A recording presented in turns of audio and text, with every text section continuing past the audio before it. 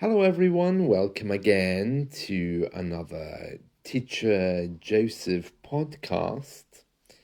Well, today, Ian McKellen, a famous actor from the UK, is in trouble because he's been bad-mouthing the Queen. When you bad-mouth someone, it means that you say bad things about them. Maybe you carry gossip, or perhaps you just have a view which other people don't like. Here in the UK, it's perfectly acceptable to criticize the royal family. We all do it. For those of you who've had lessons with me, you might hear me making comments about how they look, what my views are of the royals. It's perfectly fine. Everyone has views. However, the way in which you do this has to be fairly constructive, especially if you're a celebrity. Now, unfortunately for Ian McKellen, it seems that he's been making some remarks about our Queen. Now, while it's okay to discuss and make remarks about the royal family, it's not okay to make fun of the dead. And it really isn't okay to make fun of a dead royal. So today, the Daily Express, this is Saturday, September 7th, is making something of a big deal about Ian McKellen and his words about the Queen.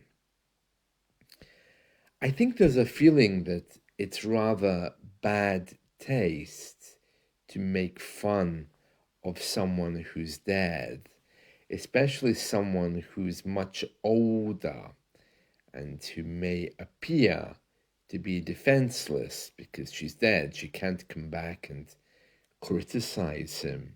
Not that she would anyway. I mean, the Queen is known, of course, for remaining silent.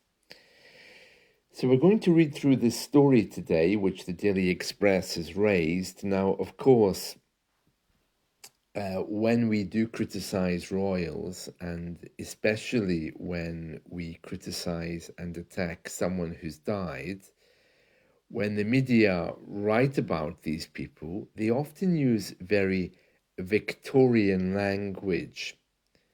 As I've mentioned many times before on these podcasts, one thing which British people do very well is to use morals to judge you, to criticize you, to make some kind of a bad feeling based upon a behavior. So it's not about the action exactly. It becomes more about you are a bad man because you've done these things. And we always do this. I don't know why we do, but this headline says, "Give back your knighthood. Fury as Sir Ian McKellen bad mouths the late Queen." And to bad mouth means to say bad things about somebody. So there's a picture here of Sir Ian with the Queen, and it says, Sir Ian McKellen has been lambasted for making a snide attack on the late Queen and faced angry demands to hand back his knighthood. So first of all, if someone is lambasted, it means the fury of other people is directed at them. If someone makes a snide attack, it's rather sarcastic, and it's kind of, how can I say, if someone is snide, they're very arrogant. It says here that he's faced angry demands to hand back his knighthood. Now, the knighthood, of course, is what the royal family give you if you've done very well in your particular career, or if you've promoted Britain in some way, or if you've given services to a British industry, you can receive an award from the royals. There's all different kinds of awards, but he was given a knighthood, and he's being asked to return it. I mean, this is just one news story. It doesn't mean that he will, and by tomorrow it'll probably be forgotten about. It says here, the veteran actor, 85, accused the beloved monarch of being rude and quite mad towards the end of her life. Now, you can see here immediately that this newspaper is calling her the beloved monarch, which immediately is setting up a scene for Ian McKellen to be judged morally, because not everyone saw her as a beloved monarch. Some people saw her as a very, very shrewd businesswoman. It says here, the veteran actor, 85, accused the beloved monarch of being rude and quite mad towards the end of her life. Royal biographer Margaret Holder said, perhaps if Sir Ian feels so slighted, that just means upset by the Queen, he could consider returning his knighthood, although he may regret that in the future. So it sounds like she has, as we say in English, she has the knives out, waiting to catch him. It seems that there is some kind of a story here about Mrs. Holder, or Miss Holder, the biographer, accusing Sir Ian of saying bad things about our Queen. Miss Holder then referred to Ian McKellen's fall from a stage while performing in June. You might remember he had an accident. He fell while doing something recently. She said, we have to remember this is an elderly man who had a nasty accident recently. Perhaps he may say something different in times to come. So again, she's really saying, wow, he's a silly old man, which is a little bit unfair, and again is creating a very moral discourse to judge Ian McKellen. Someone else here, the Queen's official spokesman, this is Dickie Arbiter, the late Queen's official spokesman between 1988 and 2000, and a close confidant of the monarch, said the actor should ask himself why he accepted the honour from the Queen. And again, we're using Victorian language here. This man said Ian McKellen was being somewhat churlish. Churlish is a word that we very, very rarely use. It's just when you're angry and you say a bad thing about someone, people will say you're churlish, but it's one of these very strong, judgmental words, which probably only the royals still use. He says churlish and over the top, to suggest the late Queen was rude when she was asked if people were still going to the theatre.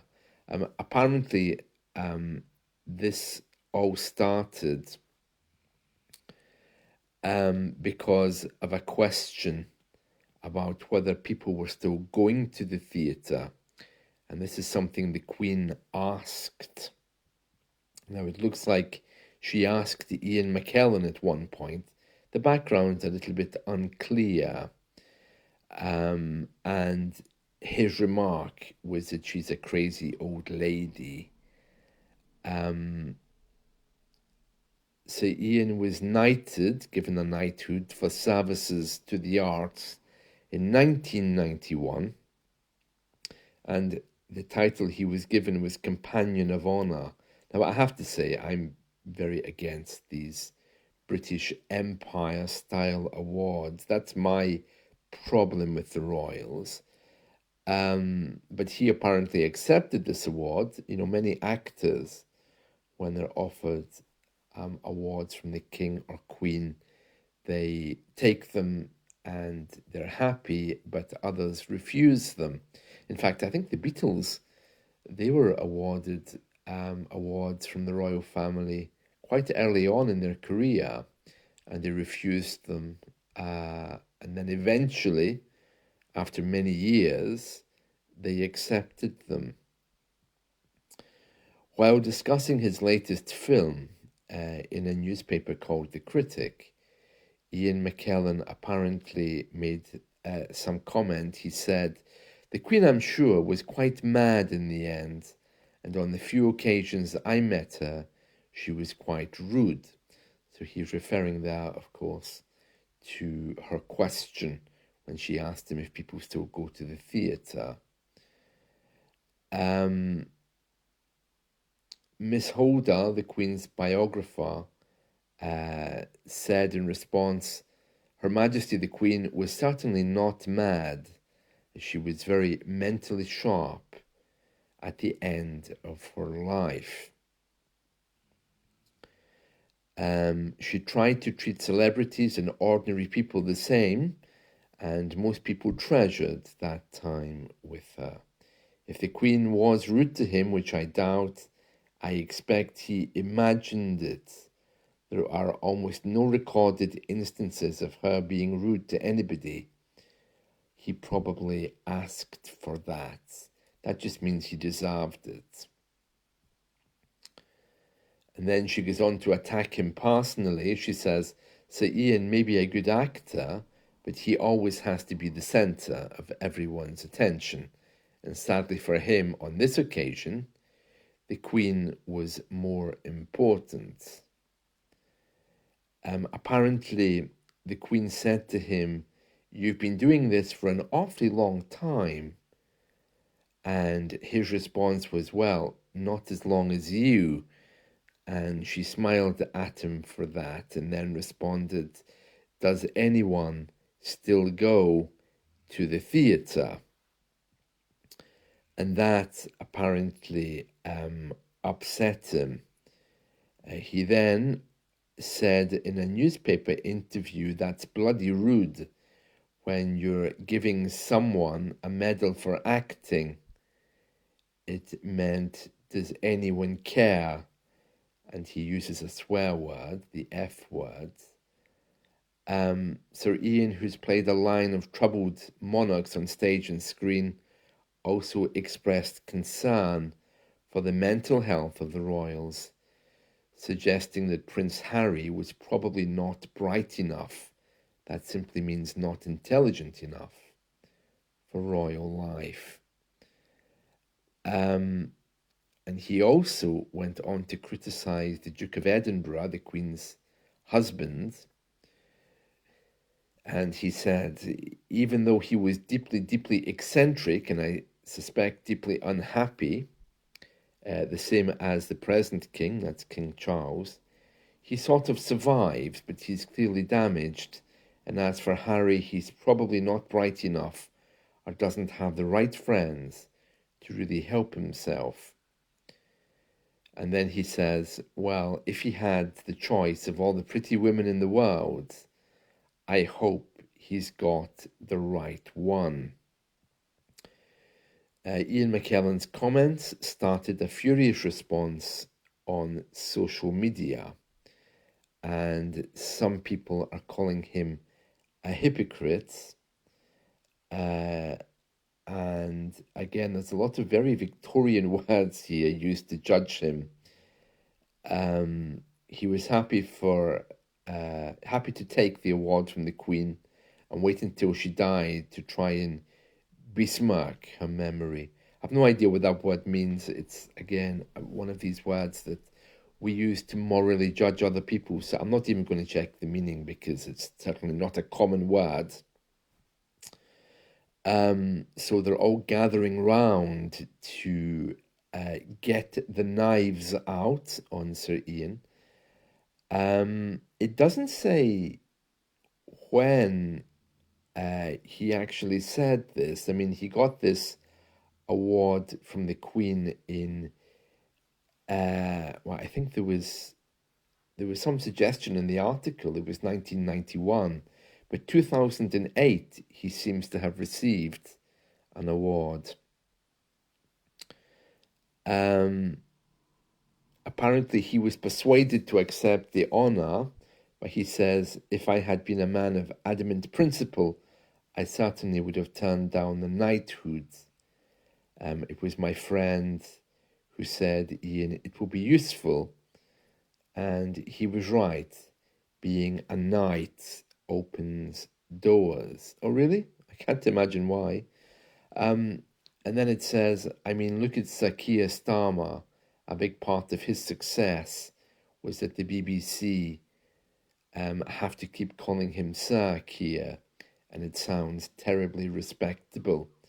Whereas poor old Boris Johnson doesn't have any award. He doesn't even have an MBE. It then goes on to talk about his accident. And he's saying he's taking a year off to recover.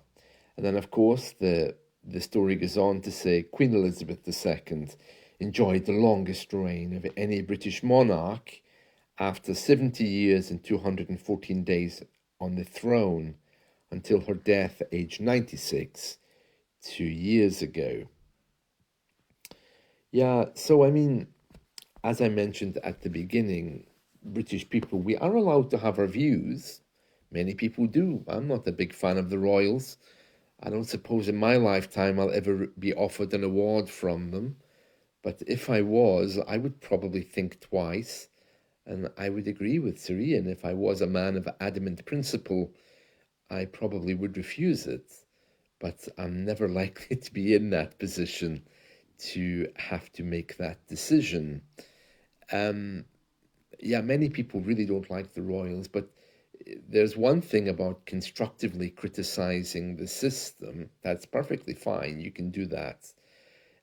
But it's quite another to attack one who is dead, can't defend herself, and was the queen of many different generations. I mean, I don't really like royals, but the queen, she was the queen of my generation, my parents' generation, my grandparents' generation. So she kind of like has this time-honored respect. So I can kind of understand, kind of. I would never dream of saying anything bad of dead people who aren't here to defend themselves. So I think this is a big part of the problem, the fact that she's passed on. And towards the end of her life, she just became a very sweet old lady, or at least that's the way the media wanted her to be remembered, rather than the very shrewd businesswoman that she actually was, controlling a fortune of billions, I think. So, yeah, it depends how you look at it. But one thing that, yeah, we aren't supposed to do culturally is to attack the dead. But I would say, though, unlike other countries, we are allowed to say whatever we want about the royals. This is not a criminal matter. You know, if I want to openly criticize my governments, my royals, whatever, yeah, we can do it. There's no problem with that. We have free speech, or at least we had free speech. I think the foundations of that now are slowly beginning to change, but it all depends, of course, on how you express yourself and what that looks like. But very interesting. So that's Ian McKellen getting into trouble. But you can hear by the way that story is worded, using 19th century words. He's very churlish, for example, and besmirking. These words are not common. And it's almost like they're kind of laughing at him and trying to put him down.